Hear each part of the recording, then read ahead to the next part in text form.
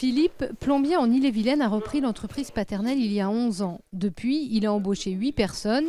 Il travaille aujourd'hui avec 11 salariés et 2 apprentis.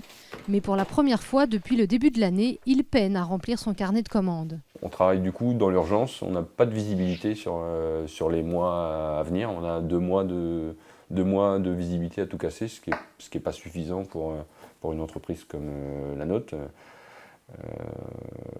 Vous imaginez de vous dire, ben voilà, je ne sais pas ce que je fais de 10 compagnons sur le terrain dans 2 mois, quoi. Donc c'est assez stressant.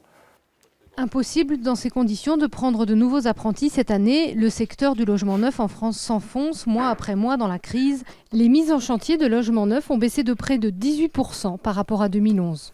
Pour faire face à une concurrence de plus en plus forte, Philippe doit même se résigner parfois à réaliser des chantiers à prix coûtant sans faire aucune marge.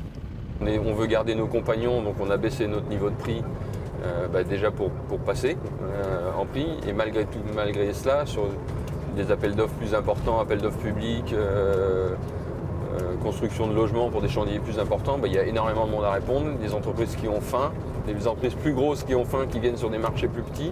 Puis le niveau de prix est très bas, voire même indécent. Dans les Côtes-d'Armor, la Fédération du bâtiment a décidé de mettre en place une cellule d'écoute pour soutenir les patrons en difficulté suite au suicide d'un jeune artisan en début d'année. On ne peut pas laisser les gens dans l'isolement et on ne peut pas laisser la possibilité que de nouvelles situations dramatiques comme celle-là puissent se renouveler à cause de la crise économique. Il y a des solutions, il faut en parler, il faut éviter les burn-out de certains de nos chefs d'entreprise. Mais parfois, il n'y a pas d'autre solution que de licencier ou d'arrêter l'activité. Depuis le début de l'année, près de 37 000 salariés du bâtiment sont menacés de licenciement après le dépôt de bilan de leur entreprise.